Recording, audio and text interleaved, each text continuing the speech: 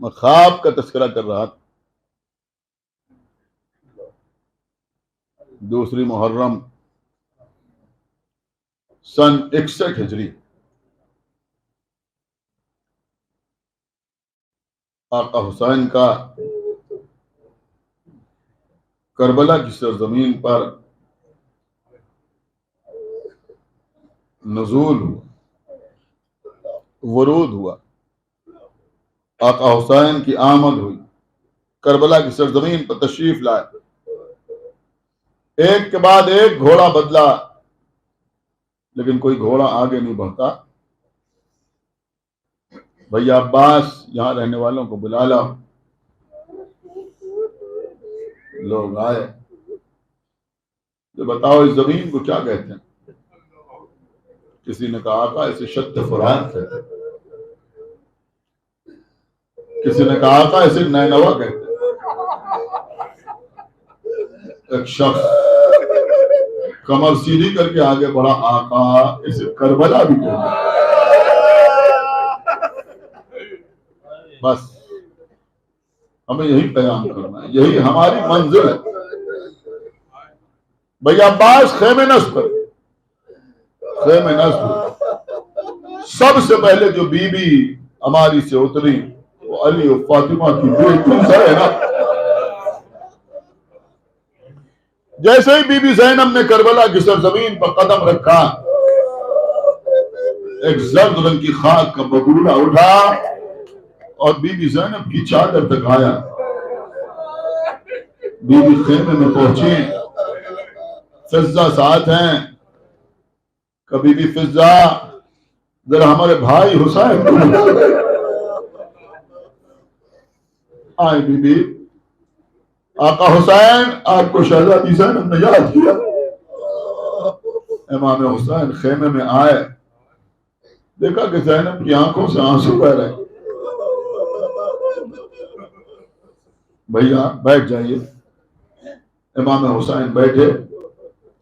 شہزادی زینب بھی فرش خاک کو بیٹھی ہیں. اے بھیا عجب زمین ہے.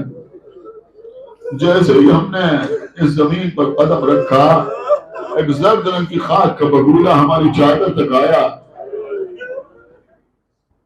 اے بھیا شگون بد آ رہا ہے. بہن زینب یہ زمین ہی ایسی ہے. یا اللہ کا جو نبی آیا اس نے گریا کیا، اس کے اوپر حسن و ملال کی کیفیت طاری ہوئی. آدم آئے تو روئے، نوح آئے تو روئے، ابراہیم آئے تو روئے، موسیٰ آئے تو روئے. اے بہن زینب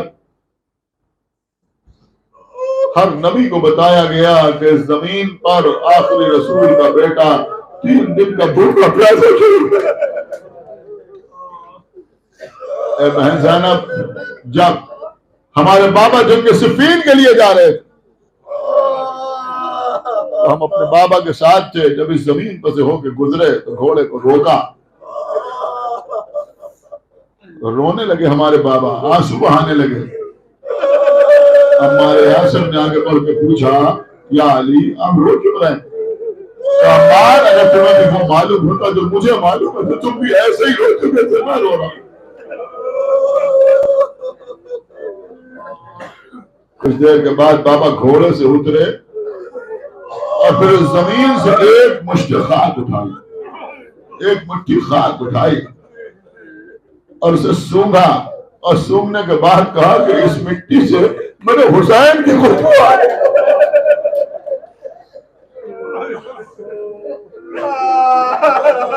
میرے بابا کے اعصاب نہیں سمجھ پا رہے تھے کہ میرے بابا یہ کیا کہہ رہے ہیں. کہ میرے بابا نے کہا کہ میں اس زمین پر کچھ دیر آرام کرنا چاہتا ہوں. بھیا حسن آگے بڑھے، بابا ہم بستر بچھا دیں. مالک اشتر نے گھر تکیہ لا کے رکھ دیں. فرمایا نہیں. عمر نے کہا یا علی اوڑھنے کے لیے چادر لے آئے. فرمایا نہیں. میرے بابا اس زمین پر فرش خاک پر لیٹ گئے اور لیٹنے کے بعد کہا آ میرے حسین میرے قریب لیٹ. میں آگے بڑھا، اپنے بابا کے پہلو میں لیٹا. میرے بابا نے میرے گلے میں باہیں ڈالی. میں نے بھی بابا کے گلے میں باہیں ڈال دی. میرے بابا مجھے دیکھ رہے تھے, میں اپنے بابا کو دیکھ رہا تھا. میں نے دیکھا کہ آہستہ آہستہ میرے بابا نے آنکھیں بند کی. کچھ دیر کے لیے میرے بابا سو گئے. میں اپنے بابا کے چہرے کو دیکھ رہا تھا. میرے بابا کے چہرے پر قلب کے آثار نمودار ہو رہے تھے. کچھ دیر کے بعد میرے بابا گھبرا کے اٹھے اور بے چینی سے رونا شروع کیا. ہم سب قریب آئے کہ بابا ہم رو کیوں رہے. میرے بابا اٹھ کے بیٹھے.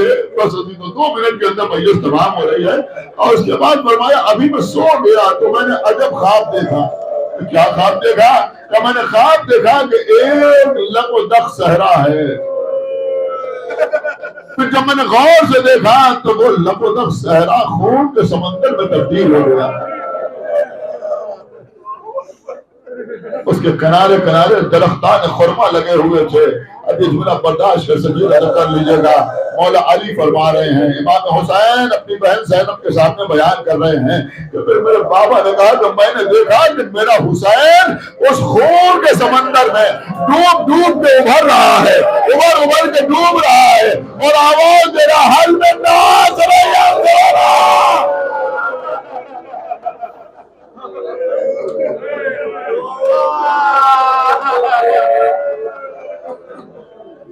اور پھر مولا علی نے فرمایا کہ کچھ دیر کے بعد میں نے دیکھا کہ صرف خون نظر آ رہا تھا, میرا حسین کہیں نظر نہیں آ رہا تھا. وہ درختان خرما اپنا سر پٹک رہے تھے, ہر طرف سے گریے کی آواز آ رہی تھی.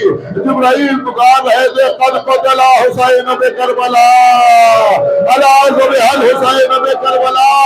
بس ابھی تو نہیں سمجھے یہ کربلا کی زمین پر پہلی مجلس ہو رہی ہے. خود آقا حسین مسائل پڑھنے والے ہیں, زینب فضلہ سن کے رونے والی ہے. بس ابھی تو اتنا سننا تھا کہ بی بی نے ماتم کر کے رونا شروع کیا, بابا نے بلند گریا شروع کیا.